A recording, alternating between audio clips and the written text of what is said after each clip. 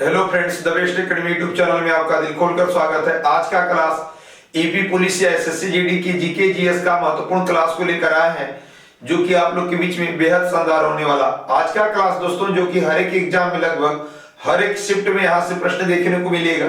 तो चलिए दोस्तों, आज का जो सेशन होगा आप लोग के बीच में बहुत ही फायदेमंद होगा। तो आज का सेशन देर न करते चला जाए आज के पहले प्रश्न पर। और आज का पहला प्रश्न ये आपकी स्क्रीन पर दे रखा है, गांधी इरविन समझौता किस वर्ष हुआ था? Option A 1905, option B 1931, option C 1947, option D 1942। Gandhi Irwin समझौता लॉर्ड इरविन और महात्मा गांधी के बीच 5 मार्च 1931 को हुआ था, जिसमें महात्मा गांधी जी ने 11 अर्धसूत्रीय मांग विभाजन को रखे थे, जिसमें से एक भी मांग न पूरा करने पे इनकार कर दिया गया। इसलिए इनके बीच गांधी इरविन समझौता हुआ। तो हो जाएगा दोस्तों गांधी इरविन समझौता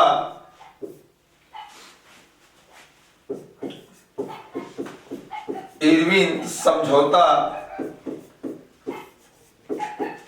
5 मार्च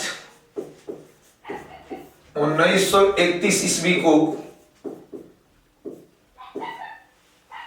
लॉर्ड इरविन और महात्मा गांधी जी के बीच हुआ था। तो हमारा आंसर हो जाएगा दोस्तों ऑप्शन नंबर बी।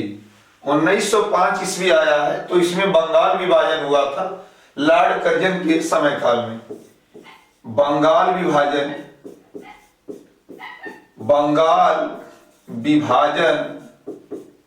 1905 ईस्वी लॉर्ड कर्जन के समय में हुआ था। 1947 ईस्वी में लॉर्ड माउंटबेटन योजना भारत आया था। लॉर्ड माउंटबेटन योजना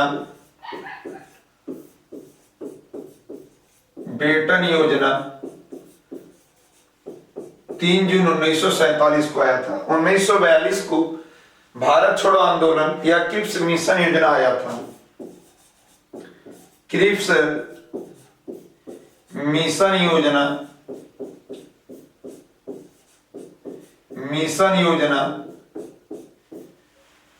1942 ईस्वी को आया था। नेक्स्ट देखिएगा प्रश्न संख्या 2।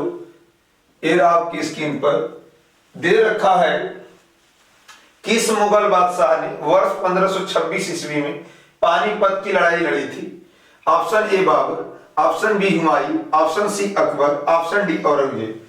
यहां पे दिया है दोस्तों, पानीपत की 3 लड़ाई कुल हुई थी। पहली लड़ाई पानीपत की 21 अप्रैल 1526 ईस्वी को हुई थी, जिसमें दिल्ली सल्तनत के लोधी वंश के अंतिम राजा इब्राहिम लोधी और बाबर के साथ हुआ था, जिसमें बाबर विजयी हुआ था। पानीपत की लड़ाई, पानीपत हरियाणा में पड़ता है और इसकी कुल 3 लड़ाई हुई थी। पहली लड़ाई, दूसरी लड़ाई, तीसरी लड़ाई। पहली लड़ाई बाबर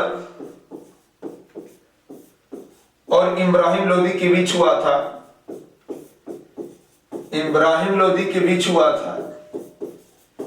जिसमें बाबर विजयी हुआ। यह युद्ध 1526 ईस्वी को लड़ा गया था। दूसरा युद्ध अकबर और हेमू के हुआ था बीच, जिसमें अकबर विजयी हुआ। यह युद्ध 1556 ईस्वी को हुआ था। तीसरी लड़ाई 1761 ईस्वी को अहमद शाह अब्दाली और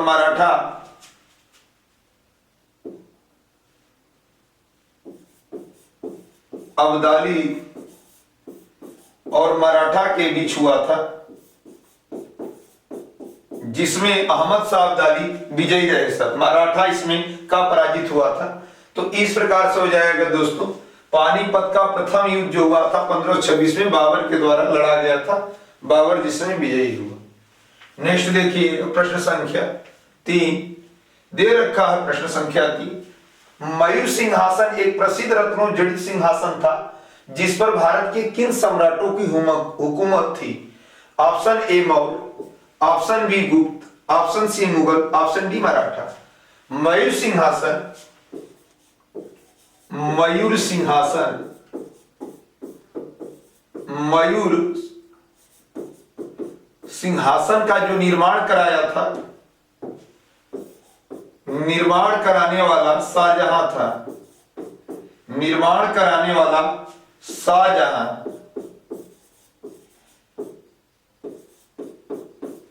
और इसको लूटा था नादिर शाह, ईरान का नेपोलियन। नादिर शाह नाम का एक व्यक्ति था जिसे ईरान का नेपोलियन कहा गया जाता है, वही इसको उखाड़ ले गया। और मयूर सिंहासन पर बैठने वाला अंतिम शासक मुहम्मद शाह था। अंतिम शासक बैठने वाला मुहम्मद शाह था, जबकि मयूर सिंहासन मुगल काल में स्थापित हुआ था। मुगल काल में स्थापित हुआ था। तो इस प्रकार से आंसर हो जाएगा ऑप्शन नंबर सी। नेक्स्ट देखिए प्रश्न संख्या 4, ये रहा आपकी स्क्रीन पर। अगला प्रश्न दे रखा है दोस्तों, लोकसभा के सदस्यों का कार्यकाल कितने वर्षों का होता है? Option A 11, option B 9, option C 7, option D 5। Lok Sabha एक निम्न सदन कहा जाता है। लोकसभा को निम्न सदन के रूप में जाना जाता है, निम्न सदन। और यह एक अस्थायी सदन है, अस्थायी सदन है। और इसे भंग कर सकता है राष्ट्रपति, भंग कर सकता है राष्ट्रपति अनुच्छेद 83 सेकंड के तहत। अनुच्छेद 83 सेकेंड के तहत इसे राष्ट्रपति भंग कर सकता है। लोकसभा का कार्यकाल 5 वर्ष होता है तथा लोकसभा का चुनाव लड़ने के लिए उम्र मिनिमम 25 वर्ष होती है।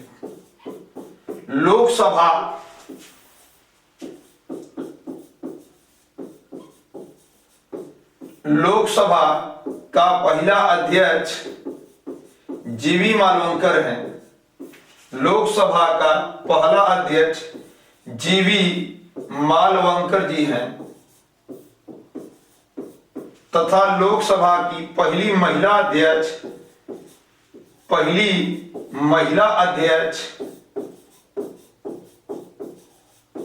मीरा कुमार है। मीरा कुमार लोकसभा की पहली महिला अध्यक्ष है तथा वर्तमान अध्यक्ष ओम बिड़ला है। लोकसभा के वर्तमान अध्यक्ष ओम बिड़ला जी हैं। तो इस प्रकार से आंसर हो जाएगा दोस्तों डी, ऑप्शन डी हो जाएगा, जो कि 5 वर्ष। नेक्स्ट देखिए प्रश्न संख्या 5, किस देश में संविधान विश्व में सबसे लंबा है? Option A United State of America, option B चीन, option C Bharat, option D Great Britain. संविधान एक प्रक्रिया, निम्नलिखित देशों में भारत का संविधान मिलाकर कुछ न कुछ लिखा गया है। और सबसे बड़ा संविधान हम लोग के भारत देश का सबसे पहला लिखित संविधान अमेरिका का था और आज तक अलिखित संविधान ब्रिटेन का है। संविधान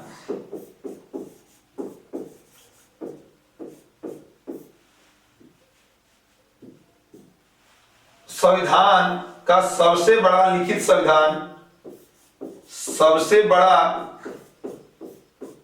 लिखित संविधान हम लोग के देश भारत का है। और पहली बार लिखित संविधान अमेरिका का था। अलिखित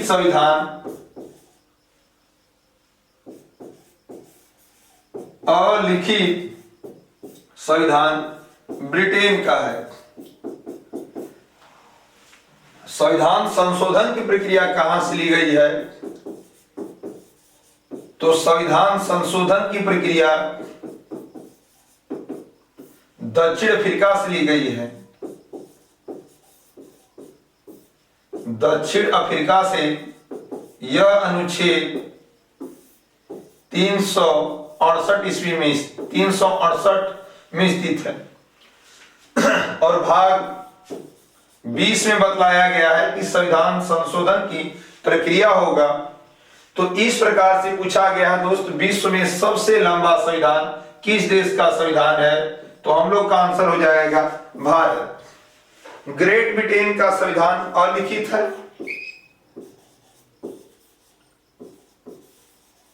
और पहली बार किसी का लिखित संविधान अमेरिका का है। नेक्स्ट देखिएगा, प्रश्न संख्या 6 दे रखा है दोस्तों, शिमला समझौता किन देशों के मध्य हुआ था? Option A Bharat Sri Lanka, option B Bharat Pakistan, option C Bharat चीन, ऑप्शन डी भारत नेपाल।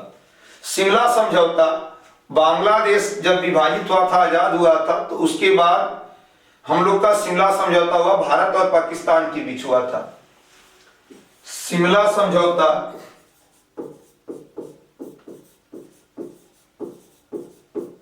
यह समझौता भारत और पाकिस्तान के बीच हुआ था।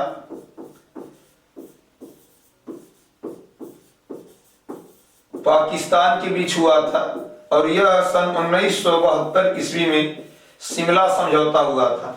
ऑप्शन हो जाएगा दोस्तों बी, भारत और श्रीलंका के बीच में पाक जल डमरू चलता है। भारत और श्रीलंका के बीच में पाक जल रू स्थित है। नेक्स्ट देखिए, प्रश्न संख्या 7 दे रखा है दोस्तों, अंतरराष्ट्रीय श्रम संगठन का मुख्यालय है। Option A Rome, option B London, option C Hague, option D Geneva. अंतरराष्ट्रीय श्रम संगठन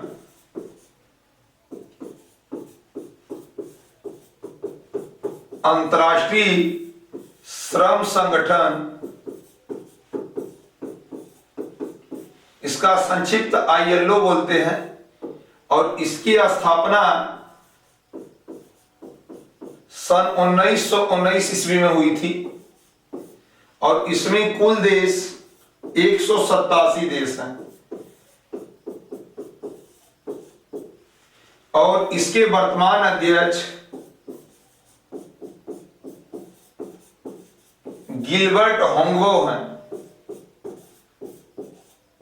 गिलबर्ट होंगबो ILO के वर्तमान अध्यक्ष हैं और इसी का मुख्यालय जनेवा है। जनेवा पड़ता है स्विट्जरलैंड में। स्विट्जरलैंड की राजधानी बर्न है जबकि इसका एक शहर जनेवा है। तो इसका आंसर हो जाएगा दोस्तों ऑप्शन नंबर डी, हेग। अंतरराष्ट्रीय न्यायालय का मुख्यालय हेग है।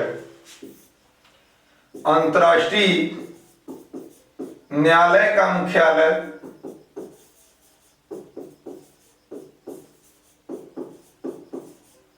इंटरनेशनल कोर्ट का मुख्यालय द हेग है और यह नीदरलैंड में पड़ता है। लंदन में मुख्यालय अंतरराष्ट्रीय समुद्री संगठन का मुख्यालय अंतरराष्ट्रीय समुद्री संगठन का मुख्यालय समुद्री संगठन का मुख्यालय लंदन है। रोम आपका अंतरराष्ट्रीय खाद्य एवं कृषि संगठन का मुख्यालय रोम इटली में है। अंतरराष्ट्रीय कृषि एवं खाद्य संगठन का मुख्यालय रोम इटली में है। नेक्स्ट देखिएगा, प्रश्न संख्या 8 ए रहा आपकी स्क्रीन पर। भारत में सिक्के जारी करने के लिए कौन अधिकृत है? Option A Reserve Bank of India, option B वित्त मंत्रालय, option C State Bank of India, option D राष्ट्रीय स्टॉक बाजार। जो भारत में सिक्के होते हैं, सभी प्रकार के सिक्के और 1 रुपया का नोट, इसे जारी करने का अधिकार वित्त मंत्रालय को है। जबकि 1 रुपया से अधिक प्रकार की नोट, जैसे 2 रुपया की नोट, 5 रुपया की नोट, 50 रुपए की नोट, कहने का सीधी सीधी मतलब कि 1 रुपया से अधिक प्रकार के नोट जारी करने का अधिकार आरबीआई को है। और आरबीआई के 25वें गवर्नर वर्तमान में शक्तिकांत दास हैं। शक्तिकांत दास जी हैं। तो इस प्रकार से आंसर हो जाएगा सिक्के जारी करने का अधिकार वित्त मंत्रालय को है। स्टेट बैंक ऑफ इंडिया की स्थापना याद रखिएगा दोस्तों, 3 बैंकों को मिलाकर हुआ था 1955 ईस्वी में। 3 बैंकों को मिलाकर आपका स्टेट बैंक ऑफ इंडिया की स्थापना हुई थी। नेक्स्ट देखिएगा प्रश्न संख्या 9, ए रहा आपकी स्क्रीन पर। निम्नलिखित में से किस द्वीप युग्म को 10 डिग्री चैनल अलग करता है? ऑप्शन ए लक्षद्वीप एवं मिनिका, ऑप्शन बी दक्षिणी अंडमान तथा लिटिल अंडमान, अंडमान तथा Nicobar, option C, option D Pamban तथा मन्नार।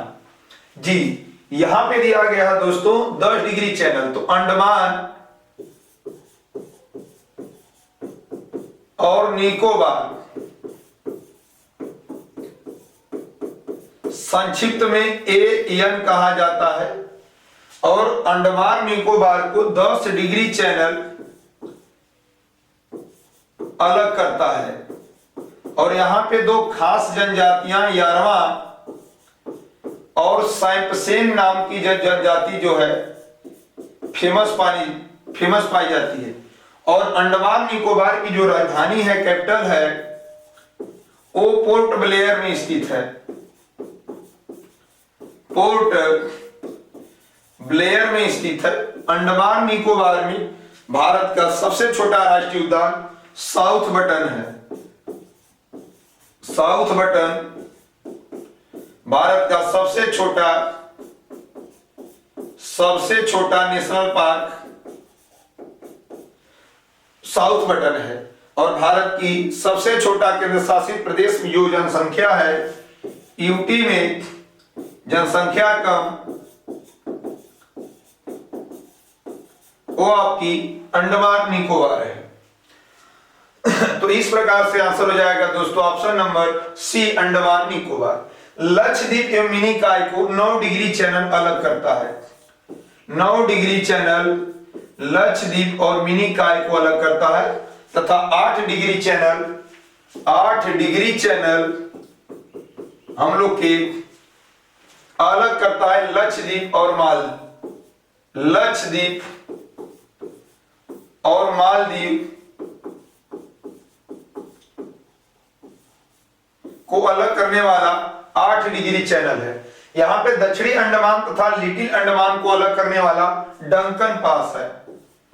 डंकन पास दक्षिणी अंडमान तथा छोटा अंडमान को अलग करता है। नेक्स्ट देखिएगा प्रश्न संख्या 10, ये रहा आपकी स्क्रीन पर। दे रखा है निम्नलिखित युग्मों में से कौन सी सही सुमेलित है? Option A Lonar Madhya Pradesh, option B Nakki Gujarat, option C Kolleru Andhra Pradesh, option D Pulicat Kerala. यहां पे दोस्तों सही सुमेलित करना है, तो यहां पे आंसर हो जाएगा कोलेरू जो झील है, कोलेरू झील आपकी आंध्र प्रदेश में ही स्थित है। लोनार झील जो है, लोनार झील मध्य प्रदेश में नहीं होकर ये महाराष्ट्र में है। और एकमात्र झील उल्कापिंड से निर्मित झील, खारे पानी की झील लोनार झील है। नक्की झील गुजरात में न होकर राजस्थान में स्थित है। राजस्थान में नक्की झील है।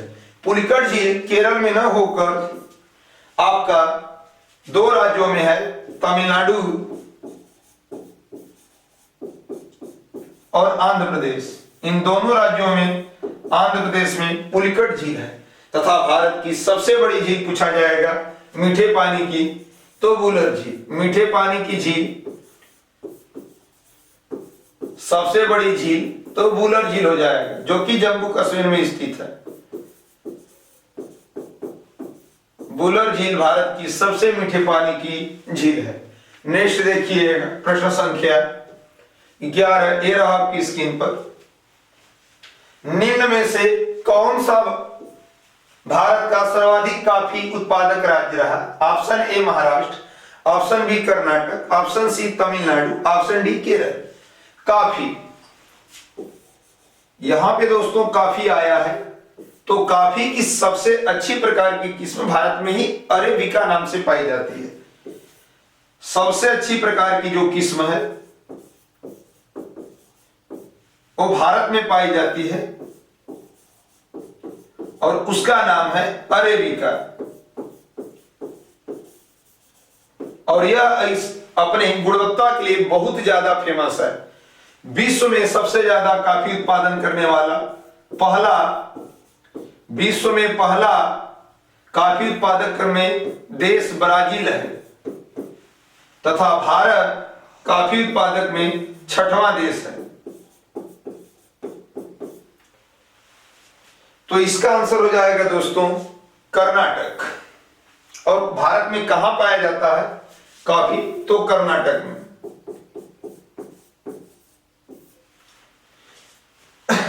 नेक्स्ट देखिएगा, दे रखा है 12 नंबर प्रश्न। गन्ने का बीज उत्पादित किया जाता है IIMR लखनऊ में, IAR नई दिल्ली में, बीज अनुसंधान निदेशालय मऊ में, SBI कोयम्बटूर में। जी हां दोस्तों, गन्ने का जो बीज है गन्ना सबसे ज्यादा भारत में उत्पादक पहला राज्य उत्तर प्रदेश है। सबसे ज्यादा उत्पादक राज्य उत्तर प्रदेश है। और गन्ने की जो बीज उत्पादन की जाती है SBI कोयम्बटूर और ये पड़ता है तमिलनाडु में। और राष्ट्रीय गन्ना अनुसंधान संस्थान लखनऊ में स्थित है। राष्ट्रीय गन्ना अनुसंधान संस्थान लखनऊ में स्थित है। तो इसका आंसर हो जाएगा दोस्तों ऑप्शन डी, SBI कोयम्बटूर में गन्ने का बीज उत्पादित किया जाता है। गन्ना एक प्रकार की खरीफ फसल है, खरीफ फसल के अंतर्गत आता है और यह एक ऐसी फसल है जिसे तैयार होने में पूर्णतः 1 साल लगता है। तैयार होने में पूर्णतः 1 साल का समय गन्ना को लग जाता है और इसकी बुआई अक्टूबर, नवंबर या दिसंबर माह तक चलती है। नेक्स्ट देखिए प्रश्न संख्या 13, ये रहा आपकी स्क्रीन पर। भारत में पर्यावरण संरक्षण अधिनियम पारित हुआ था। Option A 1981, option B 1986, option C 1995, option D 2000। Bharat में पर्यावरण संरक्षण अधिनियम 1986 ईस्वी में पारित हुआ था, जो कि ऑप्शन नंबर हो जाएगा बी। भारत में टाइगर प्रोजेक्ट की शुरुआत 1973 ईस्वी में हुआ था तथा डॉल्फिन प्रोजेक्ट की शुरुआत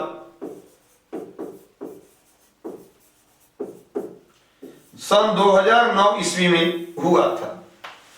नेक्स्ट देखिएगा दोस्तों प्रश्न संख्या 14 दिया है, कथकली नृत्य किस राज्य से संबंधित है? Option A Andhra Pradesh, option B Kerala, option C Tamil Nadu, option D Oriya. Bharat में कुल 8 प्रकार के शास्त्रीय नृत्य होते हैं।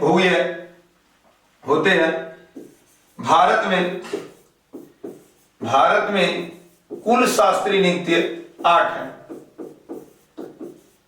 शास्त्रीय नृत्य की संख्या 8 है, जिसमें सबसे पुराना शास्त्रीय नृत्य, भारत का सबसे पुराना शास्त्रीय नृत्य भरतनाट्यम है। भरतनाट्यम सबसे पुराना शास्त्रीय नृत्य तमिलनाडु का, जबकि सबसे नया,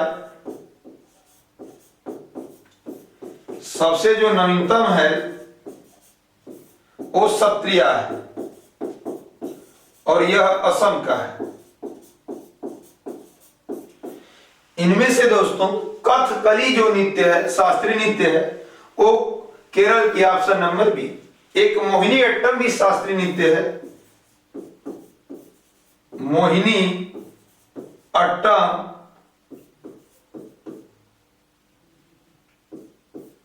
ये भी आपकी शास्त्रीय नृत्य केरल की ही है और यह एक एकल शास्त्रीय नृत्य है, एकल शास्त्रीय नृत्य मोहिनी अट्टम है।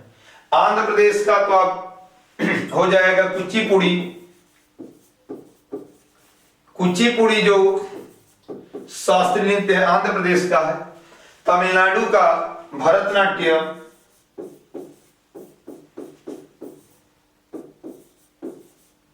तथा उड़ीसा का उड़ीसी, उड़ीसी जो शास्त्रीय नृत्य है वो उड़ीसा का है। नेक्स्ट देखिएगा, प्रश्न संख्या 15 दे रखा है, जॉन ई साल्क किसकी खोज के लिए जाने जाते हैं? ऑप्शन ए चेचक का टीका, ऑप्शन बी हैजे का टीका, ऑप्शन सी पोलियो का टीका, ऑप्शन डी उपरोक्त में से कोई नहीं। जॉन ई साल्क पोलियो,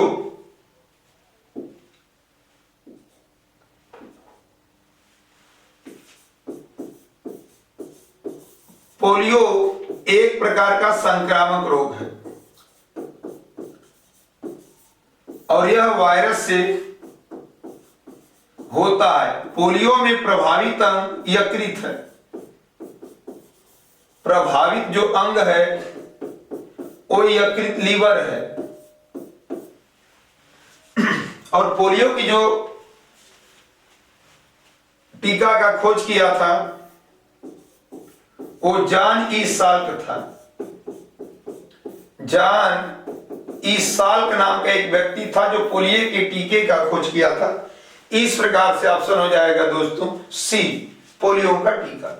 चेचक के टीके का खोज एडवर्ड जेनर ने किया था। एडवर्ड जेनर ने चेचक के टीके का खोज किया था।